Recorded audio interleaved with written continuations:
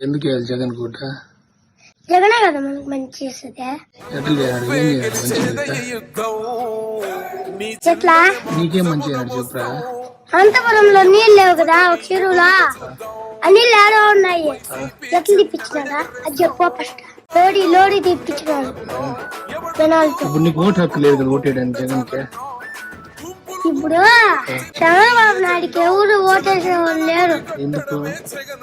ఇప్పుడు జగన్ ఎంత మంచి చేస్తాడు. ఇది ఎవరికి మంచి చేస్తాడు? మనకే. అదే ఏం మంచి చేస్తాడు కదా? నువ్వు చెప్పు పలాందని చెప్పు. నువ్వు స్కూల్కి వెళ్తున్నావు కదా, యూనిఫామ్ ఇచ్చాడా? యూనిఫామ్, బ్యాగ్, షూస్, సాక్స్ అన్ని జగనే ఇచ్చింది.